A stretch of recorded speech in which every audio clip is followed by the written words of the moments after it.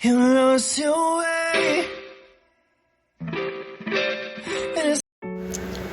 Hello everyone. जैसा कि मैंने लास्ट में आपको सारी चीज़ें बताई थी डायमेंशंस के बारे में, तो जल्दी जल्दी मैं पहले वो बता देती हूँ। ये रिसेंट फाइल्स हैं, जितनी भी हैं, जो भी मैंने फाइल यूज़ की हैं, जिस पे मैंने वर्क किया है, ये उनकी सारी डिज़ाइन के डायमेंशन आ रहे हैं। और सेव है, सेव में मैंने नहीं कुछ बताया था, चलिए मैं वो चीज़ आपको बता देती हूँ। हम सेव में अपना कोई भी साइज़ जो है एज अ प्रीसेट सेव कर सकते हैं, कभी भी कहीं पे भी यूज़ कर सकते हैं। जैसे कि कुछ कुछ डिज़ाइंस जो होती हैं, जो हमें फ्रिक्वेंटली यूज़ करनी होती हैं, लाइक फेसबुक का पोस्ट, और उसका साइज़ हमें एक फ़िक्स साइज़ होता है जो कि हमें फॉलो करना पड़ता है, और हम यहाँ पे सेव करके रख सकते हैं। लाइक 1080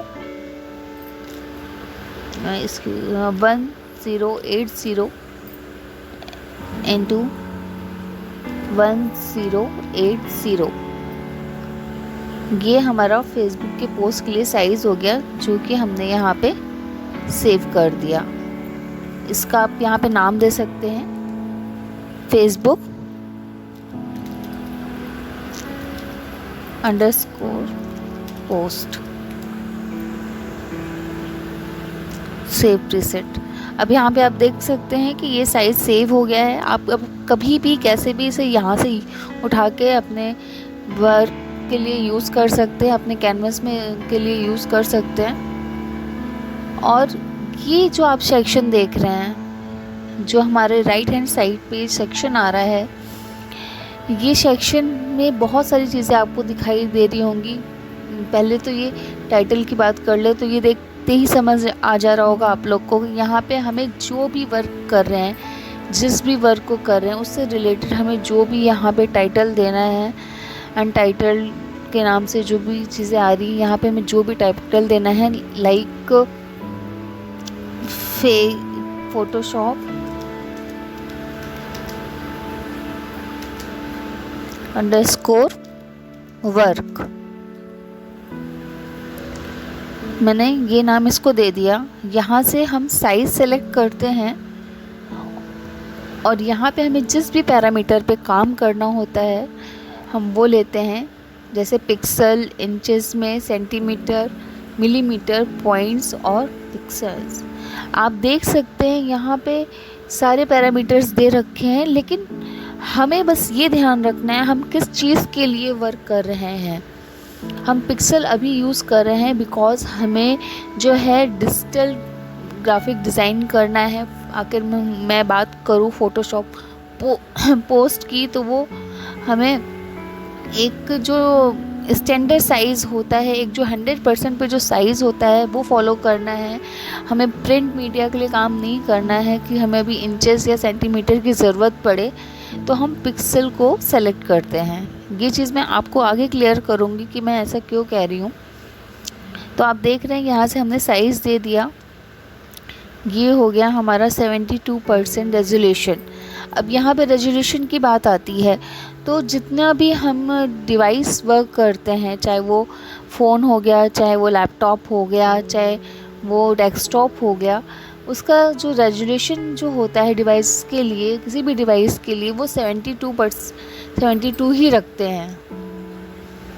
और जो कलर हम फॉलो करते हैं वो RGB ही रखना होता है इसके लिए। CMY के कई लोगों को पता होगा प्रिंट के लिए यूज़ किया जाता है, तो अभी हमने प्रिंट के लिए नहीं, अभी हमने RGB मोड ही सेलेक्ट करना है यहाँ पे, और ये 8 बिट पे ही जाएगा। जितना भी ये डिवाइस के लिए डिज़ाइन होते हैं वो 3 चीज़ों पे डिपेंड होते हैं। 3 चीज़ें जो हैं जो नॉर्मल रहती हैं, एक तो रेजोल्यूशन 72, सेकेंड हमारा कलर RGB, जो बिट जाएगा वो 8 बिट जाएगा। ये सारी चीज़ें हमें ध्यान रखनी है और पिक्सल में ही बनाना है। चलिए, ये चीज़ मैंने आपको बता दी। ये एडवांस ऑप्शन है जो कि हम बाद में देखेंगे, इसका भी कोई ज़रूरत नहीं है। और ये बैकग्राउंड कलर है, ये तो आप समझ ही गए होंगे नाम से कि बैकग्राउंड कलर के लिए ऑप्शन आ रहा है, तो मैं तो हमेशा वाइट ही सेलेक्ट करती हूँ। बाकी आपको जो भी कलर सेलेक्ट करना है यहाँ से आप सेलेक्ट कर सकते हो। ठीक, ये हमने यहाँ पे अपने वर्क के लिए जो भी हमें नाम देना था, जो भी हमें साइज़ देना था, जो भी हमें यहाँ पे पैरामीटर्स पे, किस पैरामीटर पे मुझे डिज़ाइन करना है, वो सारी चीज़ें हमने यहाँ पे ले ली हैं। ठीक है, अब यहाँ से हम क्रिएट करेंगे तो हमने जो भी प्रॉपर्टी यहाँ पे सेलेक्ट की है वो खुल जाएगी। ठीक, बाकी तो ये सारी चीज़ें मैंने लास्ट में आपको बताई दी थी। फोटोशॉप का जो स्टैंडर्ड डायमेंशन है वो सारी चीज़ें आ रही हैं, ये प्रिंट एंड ऑल दैट, ये सारी चीज़ें हैं। तो इस पर अभी हम अपना टाइम वेस्ट नहीं करते हुए जो भी हमने डायमेंशन यहाँ पे लिया है हम उसको फॉलो करते हैं और एक क्रिएट करते हैं।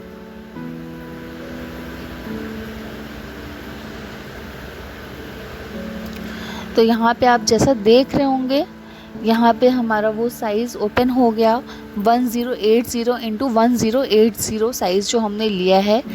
यहाँ पे आप देख रहे होंगे 8GB #8 मतलब कि 8 बिट, और अभी ये 50% पे है।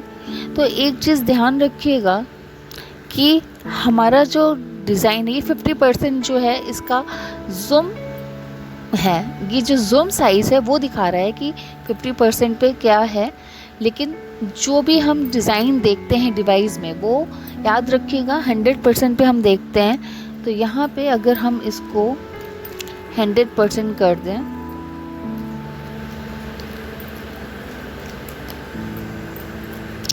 लाइक ये है हमारा 100%। अब जो भी डिज़ाइन हमारा डिवाइस पे दिखेगा, ये पोस्ट जो भी दिखेगा वो 100% पे ही दिखेगा। तो हम जो भी डिज़ाइन करेंगे वो 100% पे ही रख के डिज़ाइन करेंगे। जूम इन जूम आउट कर सकते हैं, उसके लिए कोई दिक्कत नहीं है, लेकिन जब हमें अपना डिज़ाइन चेक करना होता है तो हमें 100% पे ही चेक करना चाहिए, ये चीज़ होती है।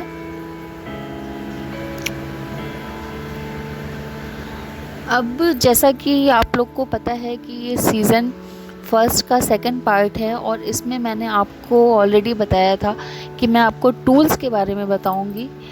तो ये रहे हमारे टूल्स जिससे कि हम सारे डिज़ाइंस करते हैं, हर डिवाइस के लिए डिज़ाइन करते हैं, हर प्लेटफॉर्म के लिए डिज़ाइन करते हैं, चाहे वो वेबसाइट हो गया डिज़ाइन के लिए, चाहे वो आईफोन एप्लीकेशंस हो गए, फ्लायर्स, बैनर्स एट ऑल, जितनी भी चीज़ें हैं हम इन्हीं की हेल्प से डिज़ाइन करते हैं। तो इसमें बहुत सारे टूल्स हैं जो कि मैं आपको 1 बाय 1 बताऊंगी, क्योंकि एक बार में बताना ये पॉसिबल भी नहीं है और ना आपको सीखना पॉसिबल है। जैसा कि मैं हर बार कहती हूँ कि चीज़ों को हम धीरे धीरे स्टार्ट करते हैं। तो आज जो मैं 2 टूल आपको बताऊंगी, फर्स्ट है मूव टूल एंड सेकंड है सिलेक्शन टूल। और सिलेक्शन टूल के अंदर ही हमारे बहुत सारे टूल्स आएंगे जिनको मैं मे बी इस सीज़न में कंप्लीट कर सकूं तो कर दूं, नहीं तो मैं नेक्स्ट सीज़न में इसको लेके जाऊंगी। तो हम बात कर लेते हैं ये मूव टूल की। आप जब भी इस पे कर्सर लेके जाएंगे यहाँ पे अपने आप शो हो जाता है मूव टूल। तो मूव मीन्स कि किसी चीज़ को मूव करना, ये तो नाम से ही पता चल रहा है कि हम किसी भी चीज़ को ईज़िली मूव कर सकते हैं इस मूव टूल से।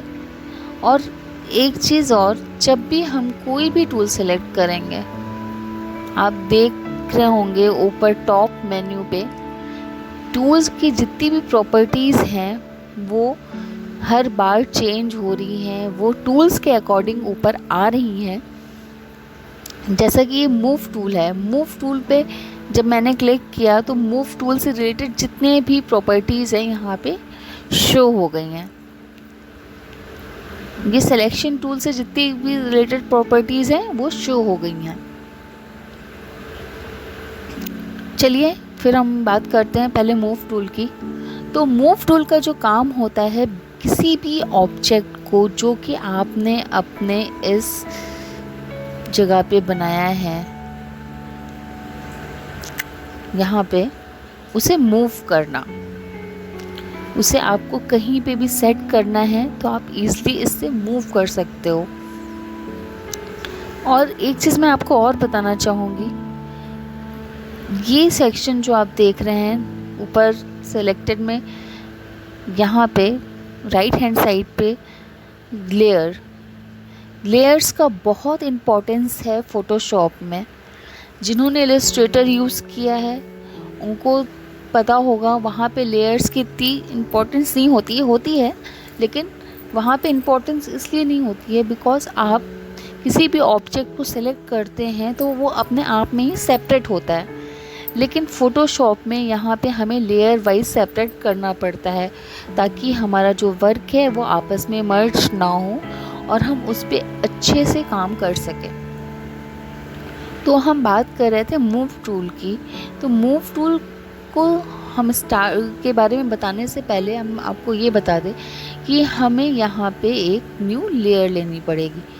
ये है जहाँ से हम न्यू लेयर लेते हैं, क्रिएट अ न्यू लेयर। आप जैसे कि देख रहे होंगे मैंने इस पर कर्सर रखा है, इसमें अपने आप लिख के आ रहा है क्रिएट अ न्यू लेयर। तो हम यहाँ से न्यू लेयर लेते हैं और जो भी हम वर्क करेंगे, आप फिर से मैं बताना चाह रही हूँ, उसको ध्यान रखिए कि हमेशा एक नई लेयर के साथ ही किसी ऑब्जेक्ट को बनाएंगे। अगर हमने सेम लेयर पे बनाया तो वो चीज़ मर्ज हो जाएगी। मैं आपको एक ऐसा एग्जांपल बता दे रही हूँ।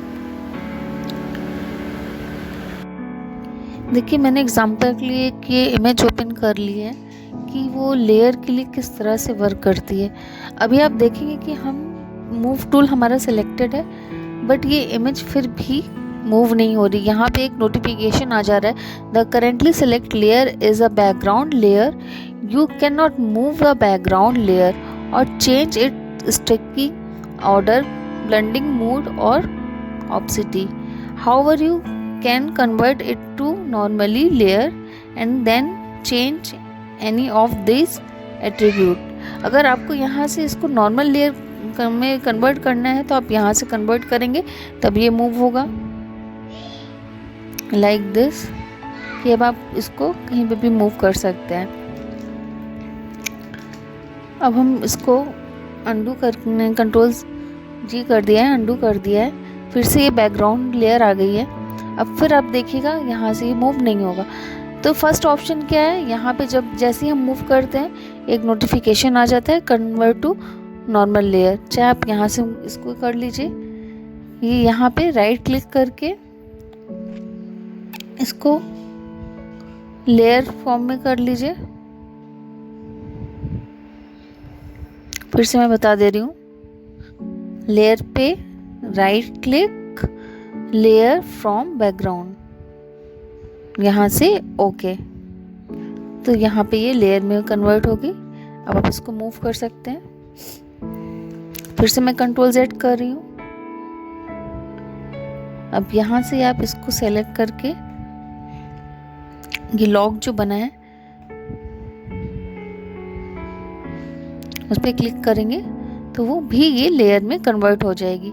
तो आप ये 3 तरह से जो है इस चीज़ को लेयर में कन्वर्ट कर सकते हैं। तो बेसिकली समझाने का मतलब ये है कि जब तक हमारा ऑब्जेक्ट बैकग्राउंड लेयर में रहेगा वो तब तक मूव नहीं होगा, लेकिन जैसे ही हम इसे लेयर में कन्वर्ट करते हैं तो ये मूव करेगा। मीन्स कि जो भी हमारी लेयर्स होंगी वो ईज़िली मूव की जा सकती हैं अदर देन बैकग्राउंड इमेजेस।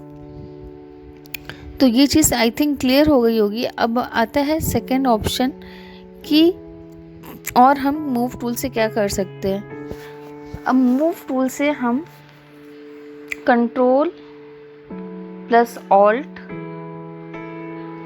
को जब भी हम सेलेक्ट करेंगे और फिर हम इस इमेज को मूव करेंगे तो ये इमेज की कॉपी बनाएगा। ठीक है, control plus alt make a new copy of image, ये एक नई कॉपी बना देगा इमेज की।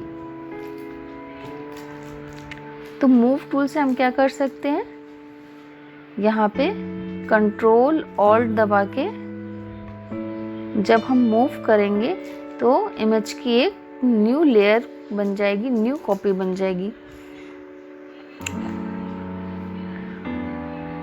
और चाहे तो हम यहाँ से इसका डुप्लीकेट कर लेते हैं, डुप्लीकेट लेयर।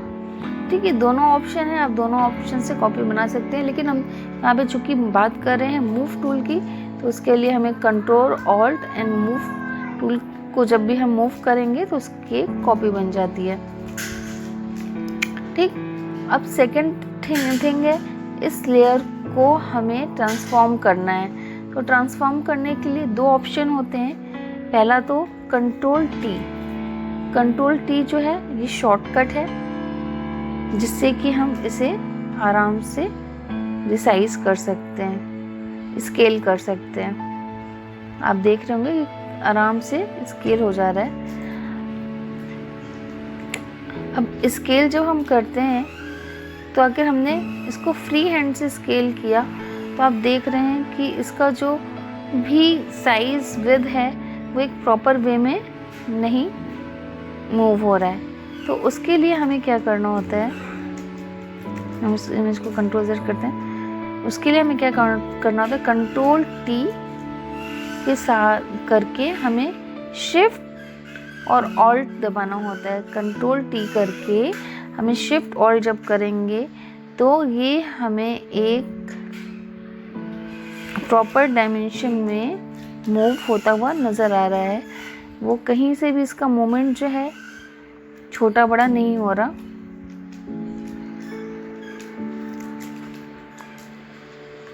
ये देखिए, हाइट एंड विड्थ दोनों साथ में घट और बढ़ रही है। अब इसको आप चाहे तो इस तरह से करिए, फिर आपको फ्री हैंड चाहिए किसी भी इमेज को स्केल करने के लिए तो आप उसके लिए शिफ्ट ऑल्ट का यूज़ ना करें। ठीक, यहाँ पे हमने क्या क्या सीखा, हमने दो चीज़ सीखी। एक तो हम यहाँ से मूव टूल से कॉपी बना सकते हैं कंट्रोल ऑल्ट के साथ। दूसरा, हम इसको स्केल कर सकते हैं कंट्रोल टी शॉर्टकट यूज़ करके। एंड एक कंट्रोल टी हम यहाँ से भी कर सकते हैं, और ऊपर इसकी प्रॉपर्टी में जाके यहाँ पे शो ट्रांसफॉर्म जब करेंगे तब भी यहाँ पे ट्रांसफॉर्म का एक ट्रांसफॉर्म में कन्वर्ट हो जाएगा स्केल करने के लिए। तो बेसिकली हम क्या करते हैं, आखिर हमने शॉर्टकट यूज़ किया है, शॉर्टकट हम यूज़ करना जल्दी सीख जाते हैं, तो हमारे लिए थोड़ा सा ये टाइम जो है वो कम लेता है। किसी भी काम करने के लिए हमें थोड़े सा जो है टाइम की हमारी बचत हो जाती है। तो कोशिश करिएगा कि हमेशा शॉर्टकट याद रखें, वो आपके लिए भी इजी होगा काम करने के लिए और आपका टाइम भी बचेगा।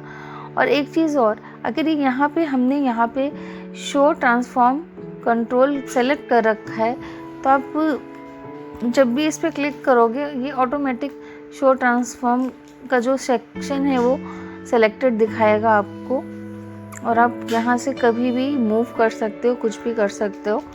तो दोनों ही चीज़ अपनी अपनी जगह पे इजी है, लेकिन आखिर आपको ये इरिटेट कर रहा है, बार बार यहाँ पे ट्रांसफॉर्मेशन का दिख रहा है, तो आप इस चीज़ को यहाँ से हटा दें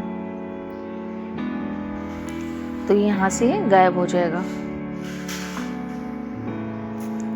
अब क्या है सेकंड थिंग, अब हमने इसमें ऑटो सिलेक्शन के लिए आपको मैंने बताया कि अगर ऑटो सिलेक्शन हमें करना है तो हमें यहाँ पे टिक रखना होगा।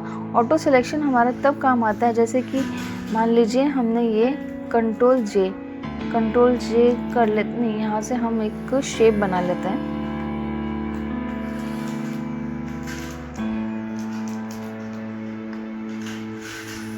हमने यहाँ से एक शेप बना लिया।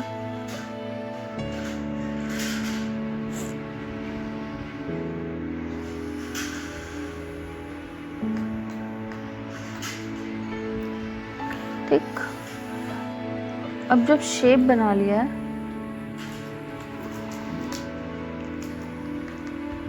इसको थोड़ा सा छोटा कर लेते हैं। ये शेप हमने बनाया है। अब शेप बनाने के लिए बना लिया हमने, यहाँ से अप्लाई कर देते हैं। अप्लाई करके चाहे एंटर मार दीजिए, चाहे यहाँ राइट क्लिक करके अप्लाई कर दीजिए। अब शेप बनाने के बाद हम यहाँ से 2 लेयर्स को साथ में सेलेक्ट करके मूव कर सकते हैं। बस हमें शिफ्ट को प्रेस करना पड़ेगा, मीन्स कि जो सिलेक्टेड है हमारा लेयर, और शिफ्ट के लिए दबा के हम दूसरी लेयर सेलेक्ट कर सकते हैं। ठीक, अब इसको ईज़िली आप साथ में मूव कर सकते हैं। ठीक, एक तो ये चीज़ हो गई। अब आप ऊपर देख रहे होंगे प्रॉपर्टी में, जैसे ही मैंने 2 लेयर सेलेक्ट की, यहाँ पे ये प्रॉपर्टी हाईलाइट हो गई। आपको मैं दिखाती हूँ, ये देखिए। अब यहाँ पे कोई भी लेयर सेलेक्ट नहीं है। अगर सिंगल लेयर भी सेलेक्टेड है तो भी वो प्रॉपर्टी नहीं शो हुई है। लेकिन जैसे ये दोनों प्रॉपर्टी सेलेक्ट हो जाती है तो यहाँ पे ये अलाइनमेंट का सारा जो प्रॉपर्टी है वो ओपन हो जाती है, वो हाईलाइट हो जाती है। अब आप देख सकते हैं कि यहाँ पे जो भी है ये प्रॉपर्टीज़ किस तरह से वर्क करती हैं। ये टॉप अलाइनमेंट के लिए है, तो हम इस पर क्लिक करते हैं। ये देखिए, ये टॉप अलाइन हो गई। ये वेक्टर सेंटर अलाइन के लिए है, ये बॉटम अलाइन के लिए है, ये लेफ्ट अलाइन एजेस अलाइन के लिए है, ये सेंटर अलाइन के लिए है, और ये राइट अलाइन के लिए है। तो ये चीज़ आई थिंक ईजिली आप लोग को समझ आ गई होगी।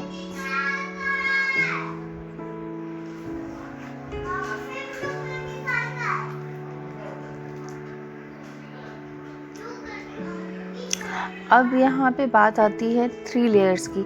अभी तक आपने देखा होगा हमने जब 2 लेयर सेलेक्ट की थी तो ये हाईलाइट हो गया। जहाँ हमने 2 से 3 लेयर्स पे आए, ये सारे अलाइनमेंट्स हमारे पास शो हो गए। अब देखिए ये कैसे वर्क करते हैं। ये डिस्ट्रीब्यूट टॉप एजेस, ठीक, मैं टॉप एजेस जो हैं उनको डिस्ट्रीब्यूट कर दिया है।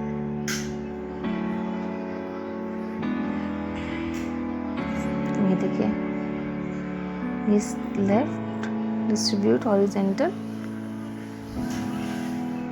Distribute right edges. तो ये इस तरह से आप अलाइनमेंट यूज कर सकते हैं।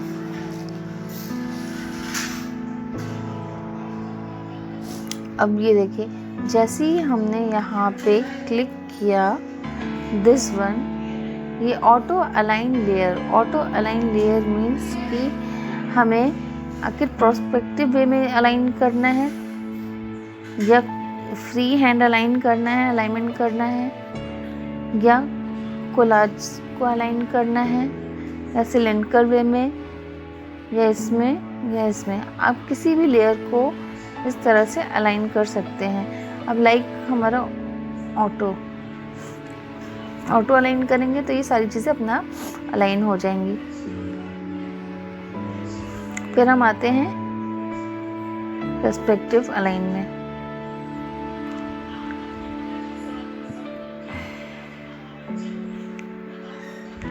जो भी पर्सपेक्टिव है ये उसमें अलाइन हो गया है।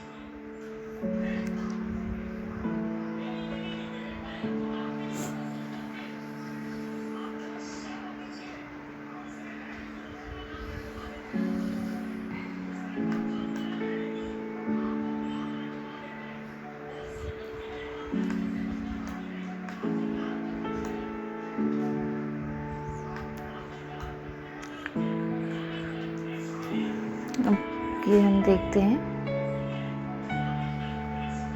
प्रोस्पेक्टिव अलाइन कैसे हो। ठीक, ये प्रोस्पेक्टिव में अलाइन हो गया। जो भी इसका प्रोस्पेक्टिव है उसने ले लिया। तो इस तरह से हम देखते हैं कि हम सारी चीज़ों को किस किस तरह से यहाँ पे यूज़ कर सकते हैं। और रहा ये सेक्शन हम आपको बाद में बताएंगे कि इनका वर्क कैसे होता है। तो यहाँ पे जो हमने सीखी हैं चीज़ें, मूव टूल के बारे में हमने यहाँ पे उसकी प्रॉपर्टी जान ली कि ऑटो सेलेक्ट कैसे करते हैं, लेयर्स का कैसे, यहाँ पे लेयर्स आखिर सिलेक्टेड है तो सिर्फ लेयर्स ही सिलेक्ट होंगी, और आखिर यहाँ पे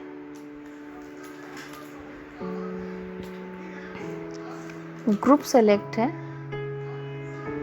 तो यहाँ पे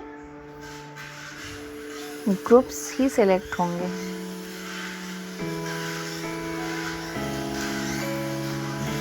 ये देखिए, ये पूरा ग्रुप जो है वो मूव हो रहा होगा, आप देख सकते हैं। ये जो 2 इमेज एक ग्रुप में है और जो 2 इमेज एक ग्रुप में है, ये पूरा ग्रुप सेलेक्ट मूव हो रहा है। और अगर हम यहाँ से लेयर कर दें तो आप किसी भी ग्रुप का लेयर कहीं से भी उठा के मूव कर सकते हैं। तो ये चीज़ भी शायद क्लियर हो गई होगी आप लोग को।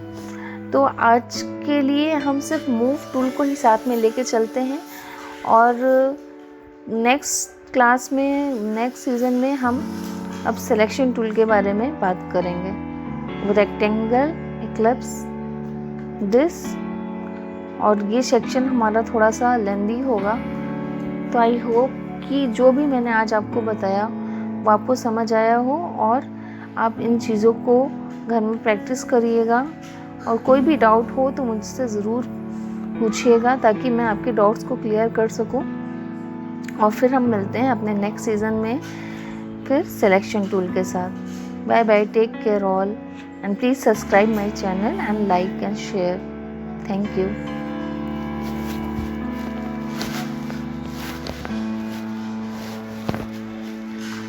You lost your way, and it's safe to say